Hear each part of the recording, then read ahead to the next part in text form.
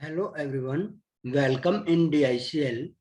तो आज का जो सेशन है उसमें हम करने जा रहे हैं execution flow of a C program. एक सी प्रोग्राम का जो हमारा सी प्रोग्राम होता है उसका एग्जीक्यूशन क्या होता है, बैकएंड में वो कैसे वर्क करता है इंटरनली, उसके बारे में आज हम जानेंगे। ठीक है। तो सबसे पहले तो आप जितने जो भी नए सब्सक्राइबर आ रहे हैं, ठीक है, तो हमारी जो पहले हमने जो 9 लेक्चर्स अपलोड किए हैं उनको चेक कर ले। उसमें हमने हर प्रोग्राम के बारे में जो छोटी छोटी चीजें होती हैं, ठीक है, कौन सी हेडर फाइल्स क्यों यूज होती हैं, ठीक है, उनको हमें क्यों यूज करते हैं, हेडर फाइल्स क्या होती हैं, कौन से एरर हमारे अकर्स होते हैं, कैसे हम प्रोग्राम को कंपाइल करते हैं, कैसे रन करते हैं, इसके बारे में छोटी छोटी चीजें जो बिल्कुल हमारा स्क्रैच लेवल होता है उसके बारे में हमने वहां पे डिफाइन किया हुआ है। ठीक है। तो आज हम जो करेंगे, जो हम एक प्रोग्राम बनाते हैं, हमने पीछे जो वीडियो थे हमारी 7-8 वीडियो है, लेक्चर नंबर 7 और 8 है, उसमें हमने डिफाइन किया था एक प्रोग्राम को और उसको रन करके दिखाया था हमने स्क्रीनशॉट के साथ भी।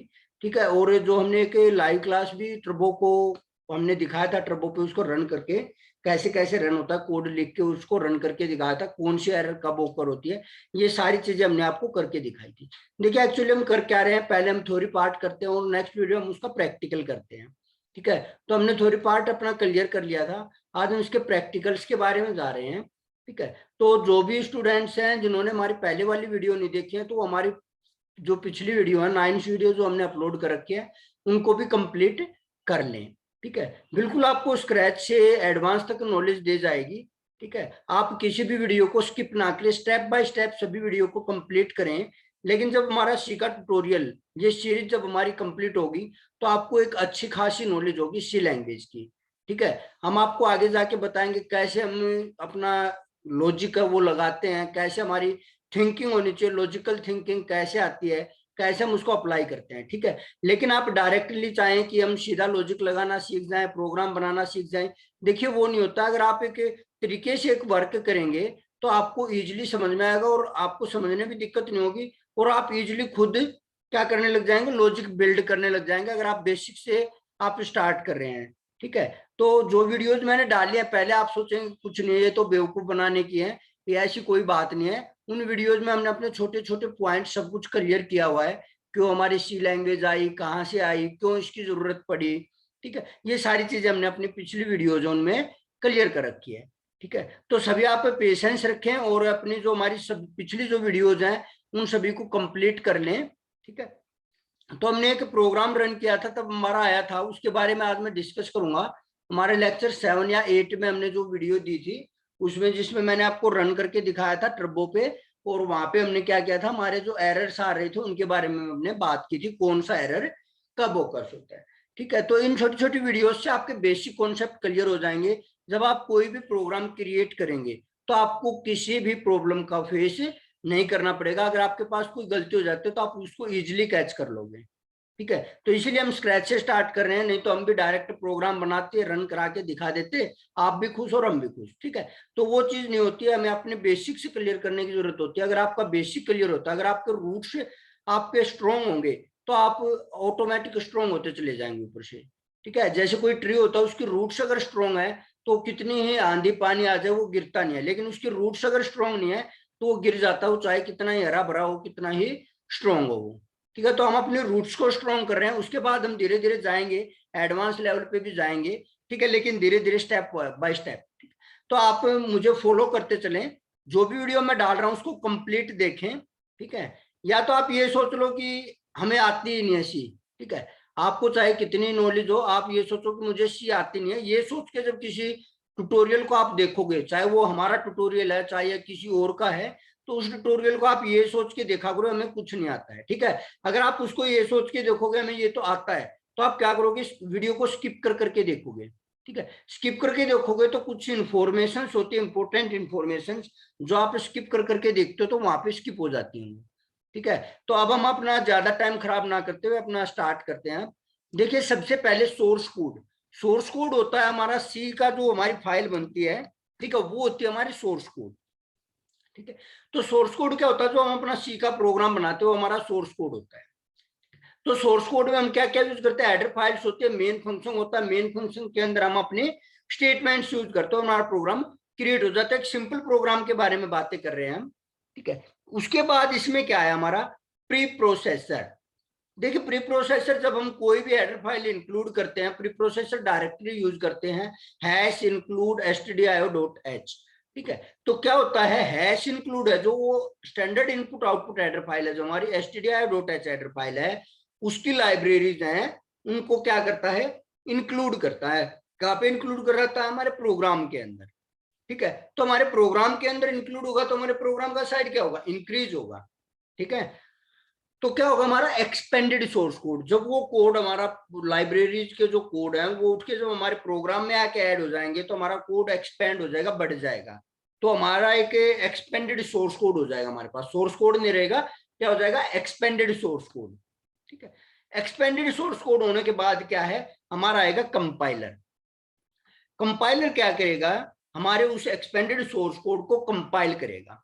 ठीक है, अब तक हमने यही पढ़ा है, मैंने भी यही पढ़ाया आपको कि हम जैसे ही control F9 sorry alt F9 करेंगे तो हमारा प्रोग्राम क्या हो जाएगा कंपाइल हो जाएगा। ठीक है, लेकिन कंपाइल होगा तो हम बताते थे सीधे हमारी ऑब्जेक्ट फाइल क्रिएट हो जाती है। ठीक है, लेकिन कंपाइलर क्या करेगा हमारे कोड को डायरेक्ट ऑब्जेक्ट कोड में क्रिएट नहीं करेगा। कंपाइलर के बाद हमारा कोड होगा असेंबली कोड में कन्वर्ट करेगा कंपाइलर। किसमें करेगा असेंबली कोड में। और असेंबली कोड को कौन रीड करता है, हमें लैंग्वेज ट्रांसलेटर पढ़े थे, तो असेंबलर रीड करेगा उस कोड को, और असेंबलर रीड करके एक और फाइल क्रिएट कर देगा जो होती है ऑब्जेक्ट फाइल, यानी ऑब्जेक्ट कोड क्रिएट कर देगा। ठीक है, ऑब्जेक्ट कोड क्या करेगा ऑब्जेक्ट कोड को लिंकर लिंकर क्या करेगा उसको ऑब्जेक्ट कोड हमारे जितने भी फाइल्स हैं उनमें उन सबको लिंक कर देगा एक दूसरे से। या हम कह सकते हैं एक्सपेंडेड सोर्स कोड की जो फाइल्स हमने यूज किए हैं उसको उस सोर्स कोड को प्रोग्राम में लेके तो आ गया था लेकिन हमारे प्रोग्राम के साथ वो लिंक नहीं हुआ था, उसको क्या कर देगा ये लिंक कर देगा। ठीक है, और लिंक करने के बाद उस प्रोग्राम को क्या करेगा एग्जीक्यूटेबल कोड में कन्वर्ट कर देगा, यानी एग्जीक्यूटेबल कोड क्रिएट कर देगा उसका लिंकर। लिंकर क्या कर देगा exe फाइल एग्जीक्यूटेबल कोड बना देगा। एग्जीक्यूटेबल कोड बनने के बाद क्या होगा वो एग्जीक्यूटेबल लोड हमारा लोडर क्या करेगा उस एग्जीक्यूटेबल कोड को लोड कर देगा मेमोरी में, और मेमोरी में लोड करते क्या हो जाएगा वो एग्जीक्यूट हो जाएगा, और एग्जीक्यूट होने के बाद हमारा क्या मिल जाएगा आउटपुट मिल जाएगा। ठीक है, तो ये हमारा क्या है एग्जीक्यूशन है किसी प्रोग्राम का। दूसरा आप यहाँ पे ध्यान रखेंगे जहां मैंने ये एलिप्स यूज किया वहां एलिप्स यूज करेंगे, और जहां पे रेक्टेंगल यूज किया वहां पे रेक्टेंगल यूज करेंगे। ठीक है, आप इनको चेंज नहीं कर सकते। आप फ्लो चार्ट जब पढ़ेंगे तो आपको इन सारे सभी जो ये हमें अलग अलग यूज किए इनका नॉलेज हो जाएगी। ठीक है, तो अब हम बात कर रहे हैं जब हम अपने प्रोग्राम को रन कर रहे थे तो बेसिकली क्या हो रहा था, बेसिकली ये हो रहा था हमारा कि जब हमने एक प्रोग्राम को रन किया तो लाइन्स कंपाइल्ड 462। आप पिछली वीडियो में चेक कर सकते हो, ऊपर आई आइकन के ऊपर मैं लगा दूंगा, वहां से भी आप क्लिक करके उस वीडियो को चेक कर सकते हैं कि कौन कौन से कोड थे जो हम कर रहे थे। तब हमारा कंपाइलेशन की जो आउटपुट की स्क्रीन आती थी हमारी ऑल्ट F9 करते थे कंपाइल करते थे तो लाइन्स कंपाइल्ड 462 आता था। ठीक है, हमारा कोड था 10 लाइन का और लाइन्स कंपाइल्ड 462। वो क्यों आती थी 462? क्योंकि जो हमने हेडर फाइल्स यूज की थी उनका क्या हो रहा था प्री प्रोसेसर ने उनकी लाइब्रेरी इंक्लूड कर ली थी उस प्रोग्राम के अंदर, इसलिए एक्सपेंडेड सोर्स कोड आ रहा था हमारा। ठीक है, तो दूसरी बात जब हम उन हेडर फाइल को किसी के फंक्शन यूज नहीं कर रहे, मान लो हमने CLR SCR और गेट ch फंक्शन यूज नहीं किया अपने प्रोग्राम में, तो जब हम उसको कंपाइल करते थे ऑल्ट F9 करके तो हमारा क्या हो रहा था हमारा आ रहा था लाइन्स कंपाइल्ड 207। तो इसी प्रकार से क्या हो रहा था जो conio.h हेडर फाइल थी उसकी लाइब्रेरीज हमारी प्रोग्राम के अंदर इंक्लूड नहीं हुई और एक्सपेंडेड सोर्स कोड के अंदर नहीं आई, इसलिए वो दिखा रहा था लाइन्स कंपाइल्ड 207। तो इसी प्रकार से हमारा वर्क होता है कि सी प्रोग्राम की एग्जीक्यूशन इसी प्रकार से होती है। ठीक है, अगर इसमें आपको कहीं भी कोई प्रॉब्लम क्रिएट हो रही है तो आप इससे पूछ सकते हैं। और जब मैंने सी का एक प्रोग्राम समझाया तो मैंने बताया था कि 4 टाइप्स की फाइल क्रिएट होती हैं। कितने टाइप्स की 4 टाइप्स की, तो उनको मैं आपको बता सकता हूं आप उनको चेक कैसे करेंगे। ठीक है, तो अगर आप प्रपोज सी का यूज करें तो मैं आपको अलग अलग बताता हूं कहां जाएंगे आप। देखिए आप पहले क्या करेंगे प्रोग्राम को क्रिएट करेंगे तो आपकी सोर्स फाइल क्रिएट हो जाएगी। ठीक है, .c के नाम से जो होती है जिसको हम नोटपैड में भी ओपन करके देख सकते हैं। ठीक, फिर हम करेंगे ऑल्ट F9। आप टर्बो C3 में जाएंगे, सी डिस्क में जाएंगे, माई कंप्यूटर के अंदर लोकल डिस्क सी में जाएंगे, वहां आपको एक सॉफ्टवेयर मिलेगा टर्बो सी। पिछली वीडियोज हैं जो हमारी, उनमें मैंने आपको लिंक दे रखा है टर्बो सी का, वहां से आप उसको एक्सेस करके डाउनलोड करके इंस्टॉल कर सकते हैं। सिंपल आपकी जिप फाइल है, उसको एक्सट्रैक्ट करना है, आपका इजीली डाउनलोड हो जाएगा। अगर फिर भी आपको प्रॉब्लम रहते है तो मैं एक वीडियो बना के उसके ऊपर भी डाल दूंगा, ठीक है। वो मैंने पहले बोला था, इसके बाद डाल देते, देखते अगर आपको फिर से प्रॉब्लम आते तो मैं वो श्योरली डाल दूंगा आपको, ठीक है। तो आप एक बार उसको एक्सेस करके, एक बार एक्सट्रैक्ट करके आप करके देखिए, अगर नहीं होता तो फिर मैं आपको डाल दूंगा। तो वहां पे आपको एक टर्बो C3 का फोल्डर बनेगा आपका सी डिस्क के अंदर, उसको ओपन करेंगे तो वहां पे आपको बहुत सारे फोल्डर्स मिलेंगे। तो एक फोल्डर होगा सोर्स, उस पे जाएंगे तो आपको आपकी दोनों फाइल मिल जाएंगी, EXE फाइल भी और ऑब्जेक्ट फाइल भी, ठीक है। ऐसे ही अदर्स फोल्डर्स हैं, उनमें आपको आपकी एक फोल्डर होगा, उसमें सोर्स कोड मिलेगा और बैकअप फाइल मिलेगी, ठीक है। तो जब हम एक प्रोग्राम को करते हैं तो क्या होता है, हमारा सोर्स कोड को जैसे ही हमने ऑल्ट F9 क्या कंपाइल किया तो हमारा ऑब्जेक्ट कोड बन गया। जो आप देख रहे हो ये इंटरनल वर्किंग वहां पे शो नहीं हो रही, वहां पे सीधा ऑब्जेक्ट कोड की फाइल बन रही है। तो ऑब्जेक्ट कोड की फाइल में क्या होगा, हमारी ऑब्जेक्ट फाइल बन जाएगी जब कंपाइलर उसको कंपाइल करेगा, ठीक है। तो ऑब्जेक्ट कोड को कौन रीड करेगा भाई, हमारी मशीन रीड करेगी इस ऑब्जेक्ट कोड को, कंपाइलर रीड करेगा। तो जब हम कंट्रोल F9 करते हैं, प्रोग्राम रन होता है, तो वो लिंकर के द्वारा हमारा एक्सपेंडेड सोर्स कोड है और जितनी फाइल्स है वो लिंक हो जाती है हमारे ऑब्जेक्ट कोड के साथ, और क्या हो जाता है, हमारा EXE फाइल बन जाती है, ठीक है। तो हमने फाइल्स कितनी पढ़ी, सोर्स कोड, ठीक है, number 1 source code, number 2 object code, source code में .c एक्सटेंशन रहेगा, ऑब्जेक्ट कोड में .obj एक्सटेंशन रहेगा, और फिर हमारा एग्जीक्यूटेबल कोड बनेगा .exe रहेगा एक्सटेंशन, एग्जीक्यूटेबल कोड। हम इसको एप्लीकेशन भी बोलते हैं। जब आप टर्बो C3 में इसको सोर्स में जाके ओपन करोगे तो वहां पे को एप्लीकेशन मिलेगा, एप्लीकेशन, ठीक है, और डॉट ऑब्जेक्ट मिलेगा। वहां पे आपको ना तो .obj मिलेगा ना .exe मिलेगा, ठीक है। वहां पे आपको एप्लीकेशन मिलेगा और ऑब्जेक्ट मिलेगा, ठीक है। फिर लोड हो जाएगा, वो एग्जीक्यूट हो जाएगा। तो जैसे ही हमने एग्जीक्यूट अपना कंप्लीट कर लिया, आउटपुट आ गया, हम एंटर करके सोर्स कोड पे आए, तो वहां पे अगर आप प्रोग्राम में कोई चेंजेस करते हो उसी प्रोग्राम में, सेम प्रोग्राम में, तो आपकी एक और फाइल क्रिएट हो जाती है, बैकअप फाइल, जिसको मैंने पीछे प्रोग्राम से डिफाइन किया है। ऊपर आई आइकन पे मैं आपको लिंक दूंगा, वहां से आप उस वीडियो को जाके चेक कर सकते हैं। तो ये था हमारा एक सी का प्रोग्राम, जिसका एग्जीक्यूशन फ्लो इंटरनली सी का एक प्रोग्राम वो कैसे वर्क करता है, ठीक है। ये इंपॉर्टेंट क्यों मैं आपको बता दूं, ये इंपॉर्टेंट इसलिए क्योंकि एक मेरा स्टूडेंट था यहाँ पे IP यूनिवर्सिटी से, तो उसने इसका दिया था TCS का इंटरव्यू क्या उसका टेस्ट था जो ऑनलाइन हुआ था, तो उसमें उसको यहाँ से क्वेश्चन आया हुआ था, एक्सपेंडेड सोर्स कोड क्या है, ठीक है। तो एक्सपेंडेड सोर्स कोड के बारे में पूछा हुआ था उससे, उसने हमारे पास किया था तो वो उसको इजिली कराया था, ठीक है। आज से 2 साल पहले की बात है, आज वो एक कंपनी में पोस्टेड है और अच्छी पोस्ट पे वर्क कर रहा है, ठीक है। और तो ये एक्सपेंडेड सोर्स कोड होता है हमारा, ठीक है। और ये आपका इंटरव्यू में यहाँ से कोई भी क्वेश्चन बन सकता है, लिंकर का क्या काम है, एग्जीक्यूटेबल कोड क्या होता है, ऑब्जेक्ट कोड क्या होता है, लोडर क्या करता है, असेंबलर क्या करता है, असेंबली कोड क्या होता है, ठीक है। ये सारी बातें आपको मैंने कि ये कि सी का जो एग्जीक्यूशन होता है इंटरनली क्या क्या वर्किंग होती है कि सी के प्रोग्राम में, वो आपको मैंने डिफाइन किए, ठीक है। इसके बाद हम आगे बात करते हैं अपनी data type in C language. C language के अंदर डाटा टाइप्स की बात करेंगे, ठीक है। तो डाटा टाइप्स को स्टार्ट करने से पहले मैं आपको कुछ एक एग्जांपल देता हूं, रियल लाइफ से रिलेटेड एग्जांपल देते हैं, ठीक है। तो रियल लाइफ से रिलेटेड एग्जांपल में हम क्या लेते हैं, हम कोई अलमीरा लेके आए घर पे, ठीक है, अलमीरा लेके आए, उसको हमें कहीं पे रखना है, ठीक है। तो हम क्या करेंगे, उसकी वेट हाइट और वो सब माप लेंगे, ठीक है, कितनी हाइट है, कितनी ब्रेथ है, कितनी वेट है, और उसको फिर सही लोकेशन पे सेट कर देंगे कि यहाँ ये फिट आएगी, ठीक है। तो हमने क्या किया, एक जो हमने उसकी मेजरमेंट लिया है, ठीक है, मेजरमेंट जो लिया वो क्या उसका डाटा टाइप हो गया, ठीक है। मेजरमेंट बता रहा है कि हमें कितने स्पेस की जरूरत है, कितनी हाइट चाहिए हमें, और कितने इसकी विड्थ और कितनी ब्रेथ चाहिए। तो उस हिसाब से हमने क्या कर रखा है, उसको यूज करके उसको उसको हम डाटा टाइप बोल सकते हैं कि वो उसका डाटा टाइप था, ठीक है। तो लैंग्वेजेस में ये बात नहीं होगी, लैंग्वेजेस में आपको जस्ट समझाने के लिए एग्जांपल दिया है, ठीक है। तो डाटा टाइप क्या है, data type represent the different types of values, क्या करते हैं, डिफरेंट टाइप वैल्यूज को रिप्रेजेंट करता है that can be stored in variable, जिसको हम वेरिएबल के अंदर स्टोर करते हैं। तो डाटा टाइप क्या करता है, data type represent the different type of value. Data type अपने अंदर डिफरेंट टाइप की वैल्यू स्टोर करता है, ठीक है, जो किसी वेरिएबल में स्टोर रहती हैं, ठीक है। मान लो हमारे पास बहुत सारे डाटा टाइप है। फॉर एग्जांपल मैंने ले लिया इंट डाटा टाइप, एक बेसिक सा डाटा टाइप है। तो इंट डाटा टाइप क्या होगा, इंट डाटा टाइप की हमें क्या बताएगा कि अगर हम इंट डाटा टाइप ले रहे हैं, इंट टाइप का कोई वेरिएबल ले रहे हो, उसकी वैल्यू जो स्टोर होगी वो उस वेरिएबल के अंदर होगी, और उस वेरिएबल का डाटा टाइप हमारा क्या है, इंट।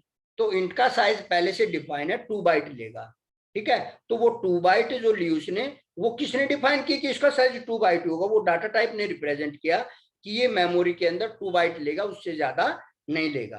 तो ये क्या करेगा, हमारे मेमोरी में कितना स्पेस हमें एज्यूम करना है किसी वेरिएबल की वैल्यू के लिए, वो बताएगा डाटा टाइप, ठीक है। तो there are mainly 2 types of data. हमारे तो डाटा दो टाइप के डाटा टाइप होते हैं। फर्स्ट है बेसिक डाटा टाइप और सेकंड है derived data type. Basic data type में हमारा क्या क्या इंक्लूड होगा, इंट, इंटीजर बोलते हैं जिसको, char, character, float, floating point number, double और लॉन्ग, ये हमारे बेसिक डाटा टाइप है। दूसरा हमारा जो टाइप है derived data type. Derived data type में हमारा क्या होगा, एरे, फंक्शन, पॉइंटर, स्ट्रक्चर और यूनियन, ठीक है। ये हमारे पूरे टॉपिक है सी के अंदर। एरे का भी एक फुल टॉपिक है, फंक्शंस का भी, पॉइंटर्स का भी, स्ट्रक्चर एंड यूनियन का भी, ठीक है। तो इनको हम आगे डिफाइन करेंगे, फर्दर क्लासेस में हमारे आएंगे ये, ठीक है। और एरे जो है, एरे है हमारा, फंक्शंस है, ये तो मोस्ट इंपोर्टेंट टॉपिक रहते हैं, ठीक है। तो इंट जो हमारा है, इंटीजर नंबर, कोई भी इंटीजर वैल्यू को स्टोर करेगा इंट, ठीक है। इंटीजर वैल्यू क्या हो सकते हैं, 0 हो सकते हैं, 1 हो सकते हैं, 2 हो सकते हैं, 10 हो सकती है, ठीक है। और वो कुछ भी हो सकती है, लेकिन उसका साइज क्या रहेगा, 2 बाइट। साइज क्या रहेगा, 2 बाइट। और रेंज रहेगी -32768 से लेकर +32767 तक, ठीक है। ये रेंज रहती है हमारी इंट की। फिर आता है हमारा कैर, ठीक है। तो कैर जो हमारा मेमोरी में स्टोर करेगा, अगर हम कोई भी वेरिएबल है, वेरिएबल में आगे बताऊंगा क्या होते हैं, तब आपको और भी क्लियर हो जाएगा। कैर जो हमारा होता है, इसको बोलते हैं कैरेक्टर, ठीक है। और ये जो वैल्यू स्टोर करता है, सिर्फ सिंगल वैल्यू स्टोर करता है, 1 बाइट लेता है। 1 बाइट में एक ही कैरेक्टर हम स्टोर कर सकते हैं, ठीक है। तो कैर है जो हमारा एक कैरेक्टर है, 1 बाइट मेमोरी के अंदर स्टोर करता है, ठीक। इसके बाद हमारा फ्लोट। फ्लोट क्या होता है, जो हमारी फ्लोटिंग वैल्यूज होती है। मान लो एक हमारा होता है 22.37, ठीक है। तो ये हमारी फ्लोट वैल्यू होती है, जिन पॉइंट्स की वैल्यू हम डालते हैं वो फ्लोट की वैल्यू होती है, और इसका साइज होता है हमारा 4 बाइट का, ठीक है। फिर हमारा आ गया डबल। डबल क्या करता है, जब हमारी वैल्यू ज्यादा बड़ी हो जाए, यानी 4 बाइट से ज्यादा की वैल्यू है, तो हम उसको फ्लोट में स्टोर नहीं कर सकते, तो हम उसके लिए किसका यूज करेंगे, डबल का यूज करेंगे, ठीक है। डबल में भी फ्लोटिंग वाइट टाइप वैल्यूज आती है। फिर हमारा आता है लॉन्ग, जिनको हम इंटीजर में स्टोर नहीं कर सकते, तो उसके लिए हम करते हैं लॉन्ग का यूज, ठीक है। और लॉन्ग हमारा कितने बाइट लेता है मेमोरी में, 4 बाइट लेता है, ठीक है। तो डाटा टाइप हम यूज क्यों कर रहे हैं, मान लो हम एक ही ले लेते डाटा टाइप, इंट और लॉन्ग ना बनाते, सीधा लॉन्ग ही ले लेते, तो इंट वाली तो ऑटोमेटिक स्टोर हो जाएगी। लेकिन जब हमें 2 बाइट्स की जरूरत है, तो हम 4 बाइट को मेमोरी में कंज्यूम करें। मेमोरी की 4 बाइट क्यों यूज करें, जब हमारा डाटा है 2 टाइप का, तो हम इंट यूज कर लेंगे। ऐसे ही लॉन्ग ज्यादा बड़ी वैल्यू आएगी तो हम लॉन्ग यूज कर लेंगे, ठीक है। ये डिपेंड नहीं करता कि हमने इंट यूज किया या लॉन्ग, लेकिन जो हमारा इंटरनली वर्क है, आप इंट यूज करोगे तब भी वो गलत नहीं दिखाएगा, लॉन्ग यूज करोगे तब भी वो गलत नहीं दिखाएगा, क्योंकि इंटीजर वैल्यू लॉन्ग में स्टोर हो सकती है। क्योंकि लॉन्ग 4 बाइट है, इंटू 2 बाइट है, तो 2 बाइट के जो हमारी है वो 4 बाइट वाले में तो इजीली स्टोर हो जाएगी, और 4 बाइट की तो होगी, ठीक है। तो वो आपको एरर नहीं दिखाई देगी, लेकिन आपकी जो इंटरनली है मेमोरी का जो यूज हो रहा है, मेमोरी जो कंज्यूम हो रही है, उस पर डिपेंड आता है, ठीक है। तो ये था हमारा डाटा टाइप। आज की क्लास में इतना ही करेंगे हम। नेक्स्ट क्लास में हम बात करेंगे कीवर्ड्स और वेरिएबल्स के बारे में, ठीक है। क्या कीवर्ड्स हैं और क्या वेरिएबल्स हैं, फिर आपके बिल्कुल स्लोली हम पूरा कंप्लीट करेंगे। जो भी वीडियोज मैं डाल रहा हूं उनको आप कंप्लीट देखें, ठीक है। लाइक करें, शेयर करें, चैनल को सब्सक्राइब करें, ठीक है। आपका बहुत अच्छा सपोर्ट मिल रहा है, ऐसे ही मुझे मिलता रहेगा, ठीक है, आशा करता हूं। तो आज की क्लास में अगर आपको कोई डाउट है तो आप कमेंट सेक्शन में जाके आप लिख सकते हैं। आपकी जो भी कमेंट होगी उसको रीड किया जाता है, आपकी सभी कमेंट्स को पढ़ा जाता है, आपको उसका रिप्लाई जरूर दिया जाएगा। और दूसरा, मेरा कॉन्टेक्ट नंबर मैंने आपके साथ शेयर किया था। मेरा कॉन्टेक्ट नंबर है 8053556654। ये मेरा व्हाट्सएप नंबर है, जिसपे आप व्हाट्सएप करके आप कोई भी अपनी क्वेरी क्या कर सकते हैं, पूछ सकते हैं। या आप व्हाट्सएप मैसेज करें, कॉल कम ही करें, कॉल हो सकता है मैं रिसीव ना भी कर पाऊं, तो व्हाट्सएप मैसेज करें, वहां पे आपको डेफिनेटली रिप्लाई दिया जाएगा। और जो हमारी एवरी संडे एक वर्कशॉप क्लास होती है, संडे को रात को 8 बजे जो होती है, अगर आप उसको ज्वाइन भी करना चाहते हैं तो भी मुझे व्हाट्सएप मैसेज करें, मैं आपको अपने वर्कशॉप ग्रुप में ज्वाइन करके आपको वहां पे वर्कशॉप आप ज्वाइन कर सकते हो। वहां पे मैं लिंक शेयर करता हूँ अपने व्हाट्सएप ग्रुप में, ठीक है। और इसके लिए कोई कॉस्ट नहीं देनी होती, आपको फ्री ऑफ कॉस्ट होती है। और उस वीडियो के अंदर आप हमारी यूट्यूब वीडियोज में अगर आपको कोई प्रॉब्लम्स क्रिएट हो रही हैं तो आप वहां पे क्लास में आके वहां पे उनको क्लियर कर सकते हैं, पूछ सकते हैं, वहां पे आपको उनका प्रॉपर सॉल्यूशन दिया जाएगा through live class. Live class होती है, जूम पे होती है, ठीक है। तो thank you to all. Next class का वीडियो हम जल्दी अपलोड करेंगे, ठीक है।